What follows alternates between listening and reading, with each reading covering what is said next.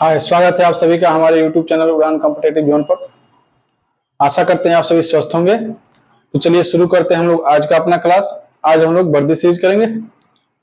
वर्दी सीरीज का आज 12वां क्लास है। इसके पहले 11 क्लास हो चुका है।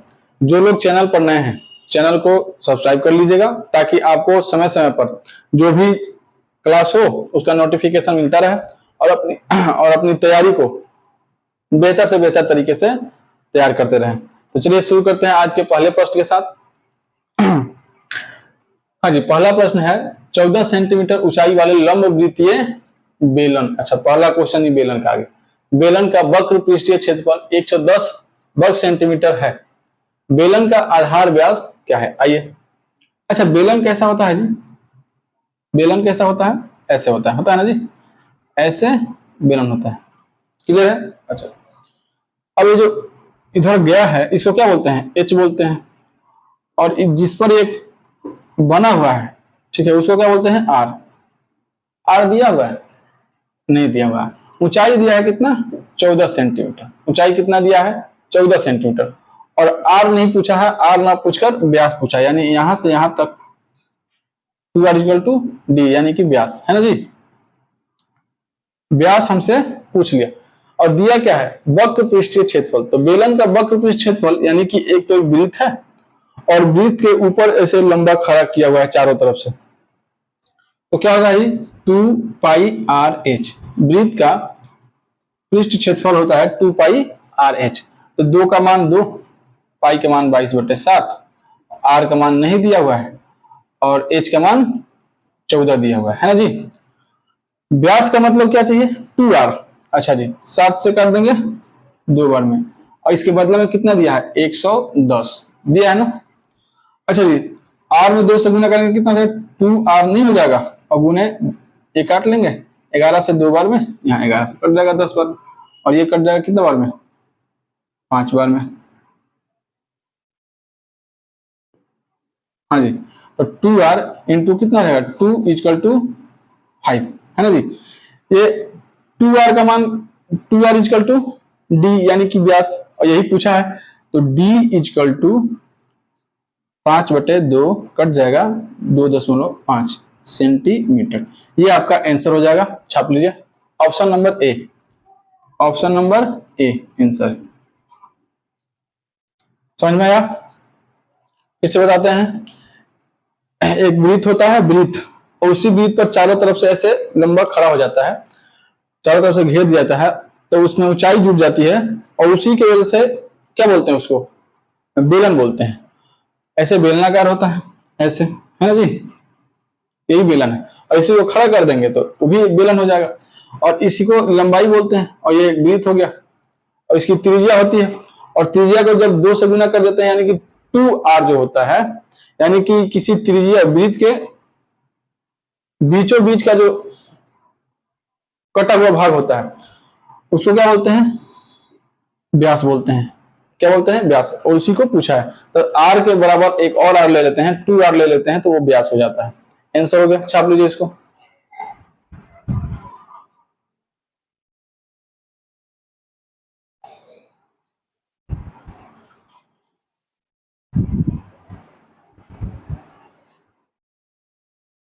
अगला प्रश्न है, दो संख्याओं के बीच का अंतर उनके योग का 15% है। छोटी संख्या और बड़ी संख्या का अनुपात ज्ञात करें। बड़ा ही आसान क्वेश्चन है। अच्छा जी, बोला है 2 संख्या दिया हुआ है। मान ली पहली संख्या a मान लेते हैं, पहली संख्या a है और दूसरी संख्या b है। बोला है कि इन दोनों का जो अंतर है, इन दोनों का जो अंतर है, इन दोनों के योग का 15%, यानी कि a + b, यानी दोनों का योग हो गया।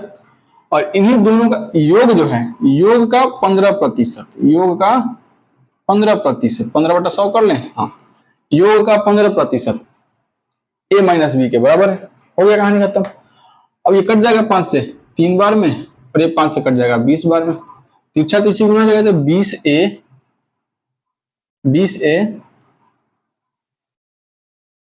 माइनस 20b = कितना चाहिए? 3a + 3b। अब देखिए, ए वाला a के पास, b वाला b के पास, कहानी खत्म। इधर प्लस में है, इधर आएगा माइनस में हो जाएगा, 20 में से 3 जाएगा 17A बराबर इधर क्या है प्लस में, इधर क्या है माइनस में, दूसरी तरफ जाएगा बराबर के दूसरी तरफ प्लस में हो जाएगा, 3 गो और 20 गो 23B। हाँ जी, बड़ी संख्या क्या है A है, तभी तो घटा हुआ है, बड़ी संख्या इक्वल टू A, छोटी संख्या इक्वल टू B। क्लियर है। अब याद होगा आपको जब रेशियो पढ़ा रहे थे उसमें हमने बताया कि जब ऐसा कंडीशन बने तो जिसको निकालना है उसको ढक लो, सामने जो दिख रहा है वो क्या हो जाएगा, इसका अनुपात हो जाएगा, यानी कि A इक्वल टू कितना दिख रहा है 23 और B इक्वल टू 17। अगर अनुपात पूछेगा छोटी संख्या और बड़ी संख्या का पूछा है ना, हाँ छोटी संख्या कितना है 17 और बड़ी संख्या 23, ये आपका आंसर हो जाएगा। ऑप्शन चेक कीजिए। अच्छा इसको ऐसे भी लिख सकते हैं 17/23, ऐसे भी लिख सकते हैं। ऑप्शन चेक कीजिए, ऑप्शन नंबर डी, ये होगा answer, option number D. Note कीजिए इसको, छाप लीजिए, समझ में आया, छापिए इसको।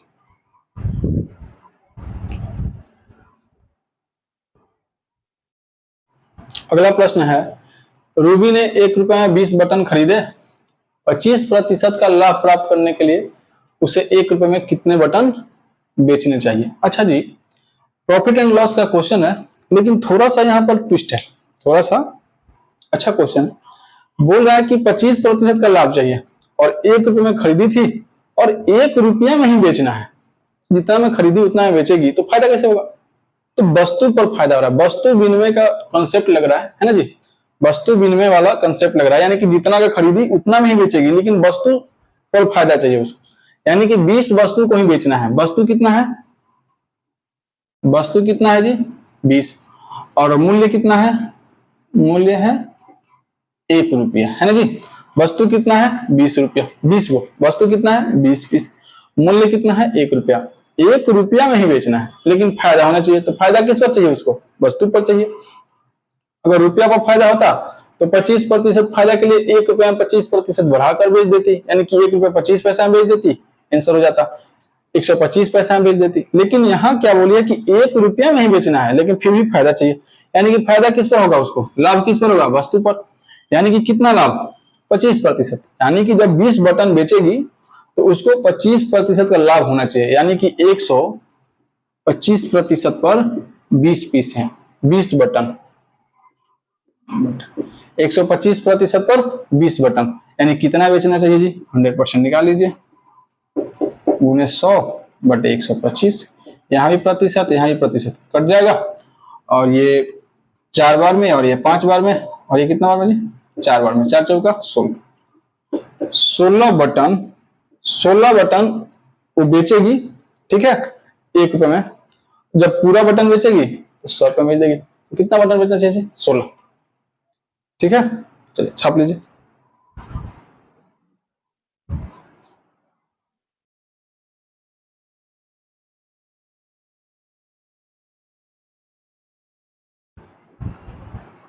अगला प्रश्न है, यदि a प्लस बी 25 और a माइनस बी 7 है तो a और b का मध्यानुपाती ज्ञात करें। एक तो पहले क्वेश्चन दिया हुआ है समीकरण में, फिर उसके बाद a और b निकालना है। a और b निकालने के बाद a और b का मध्यानुपाती पूछ लिया है, यानी कि रेशियो का भी कंसेप्ट है इसमें, है ना जी। आइए पहले समीकरण बनाते हैं। दिया क्या है a plus B equal to 25, है ना जी, और a minus B equal to 7, ऐसे ही ये कट जाएगा, कोई चीज चेंज करने की जरूरत नहीं है। और ए गो ए और ए गो ए कितना हो जाएगा 2a इक्वल टू कितना हो जाएगा जी 32, ए का वैल्यू कितना आ गया 16, यानी कि a इक्वल टू 16 हो गया। b का वैल्यू निकालना है, समीकरण 1 में रख देंगे a plus B equal to 25 चाहिए, है ना जी, 25 चाहिए, a रख देंगे तो 16, और उधर घट जाएगा तो b बराबर कितना हो जाएगा जी 9, 16 घटेगा 25 में से कितना हो जाएगा 9, यानी कि a और b का वैल्यू निकल गया, है ना जी। a equal to 16, b equal to 9 निकल गया। अब इसी का मध्यानुपात पूछा है, इसी का, अच्छा इसको दूसरी तरफ लिख दें, इधर लिख देते हैं, a plus B equal to 25, b equal to 9, है ना जी। a का मान 16 है,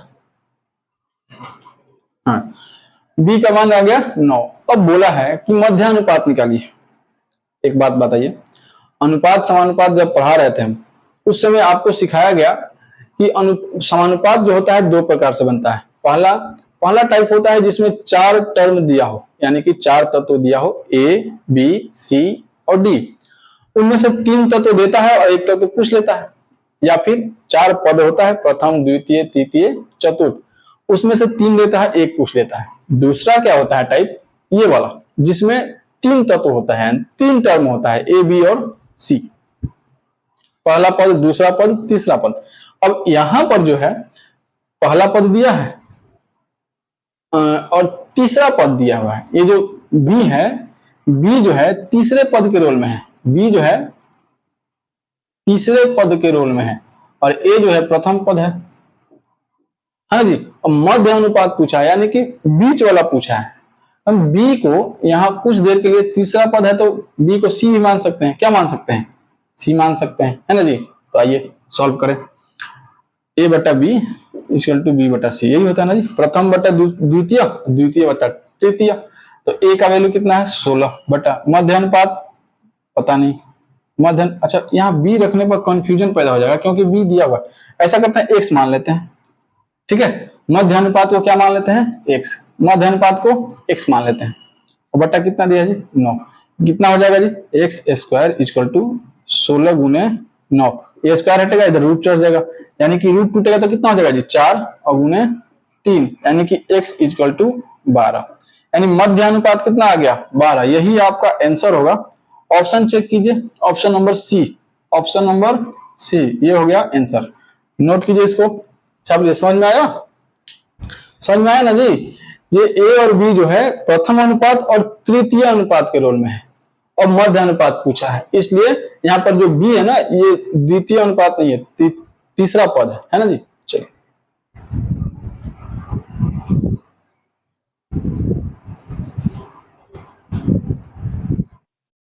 अगला प्रश्न है, एक वस्तु का अंकित मूल्य 1 लाख रुपया था, लेकिन दुकानदार ने 20% और 10% की दोहरी छूट दी। अंततः उसने किस मूल्य पर वस्तु बेची? चलिए, यह डिस्काउंट का क्वेश्चन है ना जी। 1 लाख रुपया का वस्तु है। वस्तु कितने की है? 1 लाख रुपया की। और पहले बार में 20% की छूट दी गई और अगले बार में फिर 10% की। तो बड़ा ही आसान क्वेश्चन है, बड़ा ही आसान क्वेश्चन है। ऐसा करते हैं, इसको ऐसे कर लेते हैं। 100% तो होगा ना जी, ये अपने आप में कितना है? 100%। पहली बार जब 20% कम करेगा तो कितना हो जाएगा? 80। और अगली बार फिर जब 10% कम करेगा तो इसका 8 कम हो जाएगा, यानी कि 72। कितना हो जाएगा जी? 72%। यानी कि 2 बार में कितना हो जाएगा? 2 बार के छूट के बाद, एक बार 20% और अगली बार 10%। 2 बार के छूट के बाद इसका जो विक्रय मूल्य होगा 72% के बराबर हो जाएगा। ये क्या है? पी है, या फिर सीपी मान सकते हैं ना जी। एमपी है, अंकित मूल्य। क्या है? एमपी। मान नहीं सकते हैं, दिया हुआ है, इसको मानना नहीं है, दिया हुआ है अंकित मूल्य 1 लाख रुपये, है ना जी। अब क्या बोला है कि इसको बेचना है छूट के साथ, एक बार 20% की छूट, एक बार 10% की छूट। यानी कि जब 20 का छूट देंगे और जब 10 का छूट देंगे प्लस हो जाएगा, और 20 गुने 10, 20 गुने 10 बटे 100, कुल मिलाकर -30 + 2, यानी कि 28% का छूट देना होगा। कितना का छूट देना है? 28% का। जब 100 में से 28 घटाएंगे 72 आएगा। निकाल कर दिखाया हमने दोनों तरीके से। सिर्फ इसका 72% निकालना है, आंसर हो जाएगा। अब 72 से गुना बटे कर देंगे 100, 2 जीरो कट जाएगा, 3 जीरो लग जाएगा, 72 पर 3 जीरो, ये होगा आपका आंसर। इतना आसान था, इतना आसान था। अब देखिए ऑप्शन चेक कीजिए, option number B, option number B, छाप लीजिए इसको।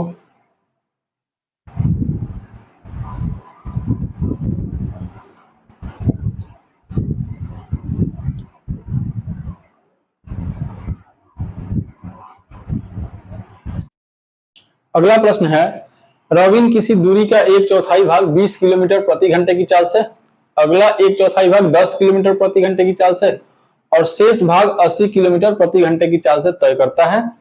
संपूर्ण दूरी के लिए रॉबिन की औसत चाल ज्ञात कीजिए। अच्छा जी, अच्छा याद होगा इसके पहले भी हम लोगों ने बहुत सारा औसत चाल पर आधारित प्रश्न किया।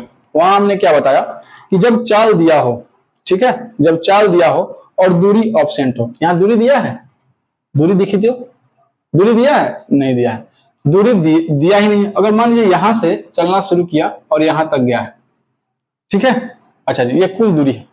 तो दूरी ही तो पता नहीं है, चाल दिया है। पहला चाल क्या है, पहला चाल प्रथम स्पीड दिया है कितना, 20 किलोमीटर पर आवर। दूसरा स्पीड कितना है जी, दूसरा स्पीड 10 किलोमीटर पर आवर। और तीसरा स्पीड कितना है, 80 किलोमीटर पर आवर। क्या बोला हमने कि इस जो ये जो स्पीड है, चाल है, ठीक है, इसका लघुत्तम ले लेते हैं, 20, 10 और 80। इन तीनों का लघुत्तम कितना हो जाएगा, यानी कि एलसीएम कितना हो जाएगा जी, एलसीएम कितना हो जाएगा, 80 ही होगा। कितना होगा, 80। अब इसी 80 को डी मान लेते हैं, 80 को क्या मान लेते हैं, डी, यानी कि 80 किलोमीटर की दूरी है। कितना है जी, मान लिया, माना 80 किलोमीटर की दूरी है। अब क्या बोला है, आइए क्वेश्चन पर, बोला है कि 1/4 भाग, दूरी कितना है 80, यानी कि 80 का 1/4 भाग कितना हो गया, 20। 80 का 1/4 भाग 20 किलोमीटर, यानी कि 20 किलोमीटर की दूरी 20 किलोमीटर प्रति घंटा के चाल से जब जाएगा तो कितना टाइम लगेगा, 1 घंटा। कितना टाइम लगेगा, 1 घंटा। अच्छा जी, फिर कहा कि फिर अगला 1/4 भाग, यानी कि फिर 80 का 1/4 भाग, यानी कि फिर कितना हो जाएगा जी, फिर हो जाएगा 20 किलोमीटर, और उसको तय करेगा 10 के स्पीड से। अब यहां कितना टाइम लगेगा, 2 घंटा। कितना लगेगा, 2 घंटा। और अगली बार शेष दूरी, अब बताइए, यहाँ 20 किलोमीटर पहला भाग, यहाँ 20 किलोमीटर दूसरा भाग, तो 2 बार में 40 किलोमीटर चला गया, यहां से यहां तक चला गया। अब बाकी जो शेष बच गया है, शेष कितना बचा, 40 बचा। इस 40 किलोमीटर की दूरी को 80 किलोमीटर प्रति घंटे की चाल से तय करने की बात हो रही है। 40 किलोमीटर प्रति घंटे की 40 किलोमीटर की दूरी को 80 किलोमीटर प्रति घंटे की चाल से चलने की बात हो रही है। कितना टाइम लगेगा, 0.5 आवर, यानी कि आधा घंटा। कितना टाइम लगेगा, आधा घंटा। औसत चाल बराबर क्या होता है, ये हटा दें, ये हटा देते हैं। औसत चाल बराबर क्या होता है, कुल दूरी बटा कुल समय। औसत चाल यही लिखते हैं, कुल दूरी बटा कुल समय, यही ना जी। औसत चाल बराबर कुल दूरी बटा कुल समय। कुल दूरी कितना है, 80 है। कुल दूरी कितना है, 80 किलोमीटर है। और कुल समय कितना आ गया, 1 और 2 3 गो, और 3 गो ये आधा, कितना हो गया, 3.5 घंटा, 3.5 घंटा। इसी को काट देंगे, अपना आंसर हो जाएगा। यहाँ से दशमलव हटा, यहाँ 0 ऊपर चल जाएगा, और ये हो जाएगा किलोमीटर में। यानी कि दशमलव हटा तो यहाँ ऊपर एक 0 चला गया, और 5 से काट देंगे, 5 7 35, 5 से ये कटेगा, हाँ जी, 5 से 16 बार में 160, 16 85, हाँ, 160 बटे 160 बटे 7 किलोमीटर प्रति घंटा कट जाएगा, 22.8 आंसर हो जाएगा। कितना, यहाँ घेरा गया, 22.8 काटिए, 7 दूनी का 14, 2 बचेगा, फिर 7 दूनी का 14 दशमलव, फिर 6 बच गया, 8 7 7 8 56, है ना जी। यानी कि 22.8 किलोमीटर प्रति घंटा, ये आपका आंसर हो जाएगा। ऑप्शन चेक कीजिए, डी ऑप्शन क्या होगा, डी आंसर होगा। छाप लीजिए इसको, 22.8 किलोमीटर प्रति घंटा आंसर हुआ, डी। नोट कीजिए इसको, छापिए।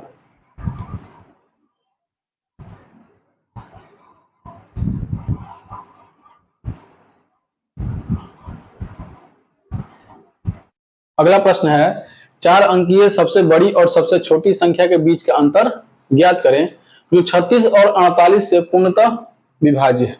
अच्छा जी, पहली बात समझने की यह है कि 4 अंक की सबसे बड़ी संख्या भी होनी चाहिए और 4 अंक की सबसे छोटी संख्या।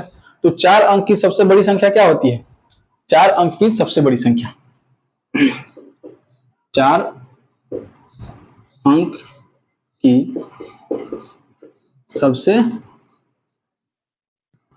बड़ी संख्या क्या हो जाएगा जी, 9 9 9 9।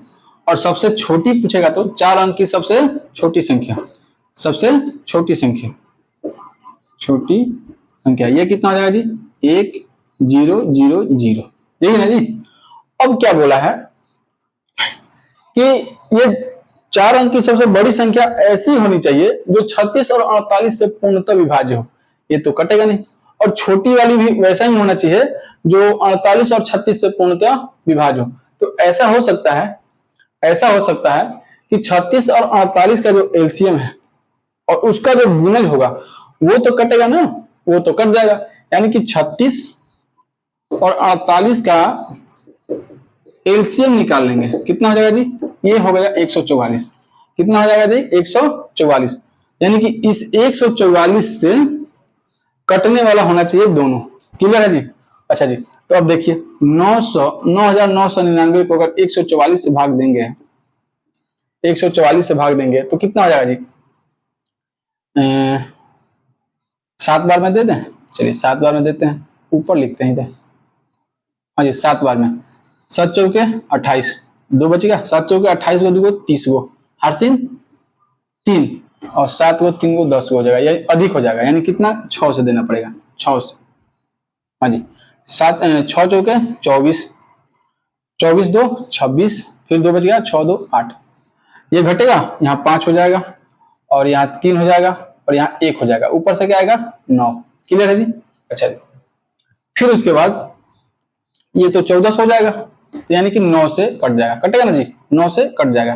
यानी कि 9 चौके 36, 3 बच गया, 36 और 3 39, फिर 3 आया और 9 3 12। यानी कि कितना अधिक है ये, इसको घटाना पड़ेगा, कितना 3 और 1 देंगे 15, 15 में से 9 गया कितना है 6, 63 को कम करना पड़ेगा। यानी कि 9999 जो है 63 को कम कर देंगे तो 144 से पूर्णतः विभाज्य हो जाएगा। यानी कि इसको निकाल लेते हैं, 9999 माइनस 63 इसका टू कितना हो जाएगा जी 6 हो जाएगा और यहाँ 3 हो जाएगा और यहाँ 9 हो जाएगा। 9936 एक ऐसी सबसे बड़ी संख्या होगी 4 अंकों की जो 36 और 48 से पूर्णतः विभाज्य होगी। अब सेम टू सेम वही प्रक्रिया करेंगे किसका, ये छोटी वाली की, तो छोटा तो ये हो जाएगा ना जी, छोटा वाला हो जाएगा और इसको भी फिर 144 से करेंगे। तो 144 से जब करेंगे तो ये कितना बार में आया था, 8 बार, 6 बार में, 6 बार में कितना आ रहा है जी 7 बार लेते हैं। इस बार सबसे छोटी बार है ना जी, 7 बार लेते हैं, 7 चौके 28, हारसिन 2, 28 2 30, हारसिन 3, यानी कि 1008 हो गया।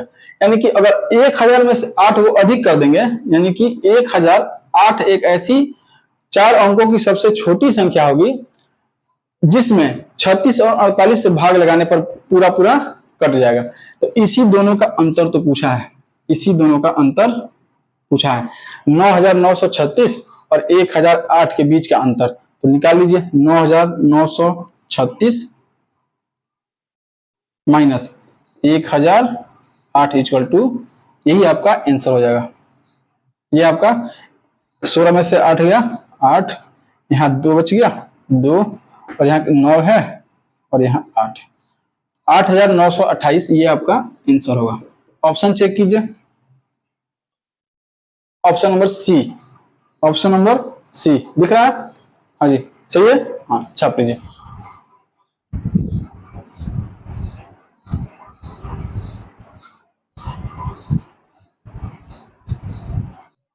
अगला प्रश्न है, एक वस्तु का अंकित मूल्य 2000 रुपया था, लेकिन दुकानदार ने 20% की छूट दी, उसने अंततः वस्तु को कितने रुपए में बेचा। आइए जी, एमपी जो है यानी कि मार्क प्राइस यानी अंकित मूल्य 2000 रुपया है, कितना है जी 2000 रुपया, और जो छूट है डिस्काउंट जो है बटा जो है वो कितना है जी 20%। जाहिर सी बात है, ये जो एमपी है अपने आप में 100% है, हाँ जी है, और 20% जब कम कर देंगे तो कितना हो जाएगा 80%। यानी कि इसी 2000 रुपया का 80% निकाल देंगे, आपका विक्रय मूल्य आ जाएगा 8 दूनी का 1600 रुपया में बेचा है। एसपी कितना हो गया 1600 रुपया, ये होगा आंसर। ऑप्शन चेक कीजिए, option number C, option number C, option number C note कीजिए, इसको छापिए।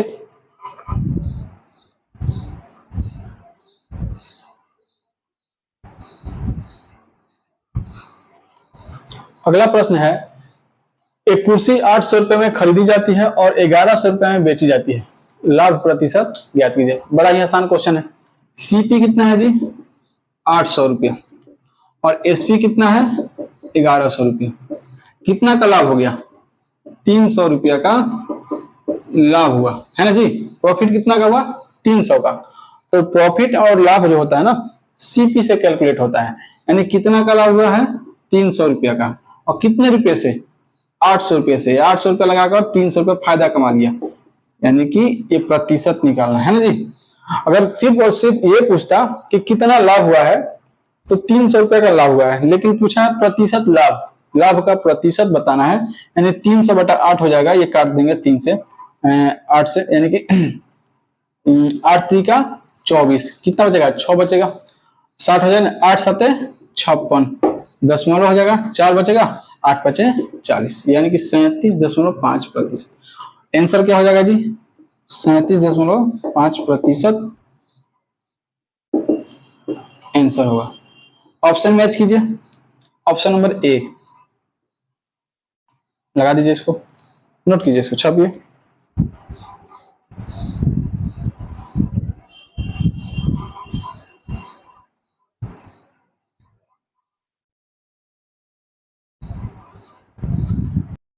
अगला प्रश्न है, एक व्यक्ति कार से 600 किलोमीटर की दूरी 50 किलोमीटर प्रति घंटे की औसत चाल से तय करता है और 100 किलोमीटर की दूरी 100 किलोमीटर प्रति घंटे की चाल से यात्रा करता है और अंत में 50 किलोमीटर की दूरी 25 किलोमीटर प्रति घंटे की चाल से तय करता है, तय करके अपने गंतव्य तक पहुंचता है। पूरी यात्रा के दौरान उसकी औसत चाल ज्ञात कीजिए। आइए, अच्छा औसत चाल पूछा है, क्या पूछा है? औसत चाल। तो औसत चाल बराबर क्या बताया हमने कि कुल दूरी बटा कुल समय, है ना जी। कुल दूरी बटा कुल समय।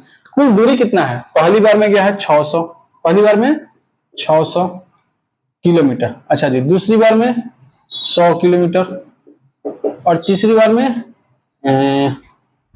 50 किलोमीटर। हाँ जी, तो कुल दूरी कितना हो गया? कुल दूरी बराबर कितना हो गया जी? 750 किलोमीटर। अच्छा जी, समय कितना हो गया? समय पूछा है ना जी। तो जब वो 600 किलोमीटर जा रहा था, 600 किलोमीटर, उस समय उसकी चाल कितनी थी? 50 किलोमीटर प्रति घंटा, यानी कि 12 घंटा। कितना टाइम लगा जी? 12 घंटे का समय लगा। पहली बार में कितना? 12 घंटा। दूसरी बार जब 100 किलोमीटर जा रहा था 100 के स्पीड से, तब कितना टाइम लगा? 1 घंटा। अच्छा जी, और तीसरी बार जब वो 50 किलोमीटर जा रहा था, उस समय उसकी चाल 25 थी, यहां भी किलोमीटर, तो कितना टाइम लगा? 2 घंटा। अच्छा, कुल समय कितना हो गया? कुल समय यहाँ 12 1 13 और 13 2 15, यानी कि 15 घंटा का टाइम लगा। ये 15 से 15 पचे 75, 50 किलोमीटर, यानी कि 50 किलोमीटर प्रति घंटा। ये उसका आंसर हो गया, ये उसका औसत चाल हुआ 50 किलोमीटर प्रति घंटा। ऑप्शन देख लीजिए ए, ऑप्शन नंबर ए मैच कीजिए और टपका दीजिए। तो चलिए आज के लिए इतना ही, मिलते हैं फिर अगली क्लास में, तब तक के लिए धन्यवाद। अगर मेहनत पसंद आ रही है, लग रहा है कि हाँ आपको कुछ मिल रहा है या फिर हम आपको कुछ सिखा पा रहे हैं, आपको मेरी बात समझ में आ रही है, आप तक हमारी आवाज पहुंच पा रही है, तो चैनल पर अगर नए हैं तो चैनल को सब्सक्राइब कीजिए और वीडियो अधिक से अधिक लोगों तक शेयर कीजिए, पहुंचाइए।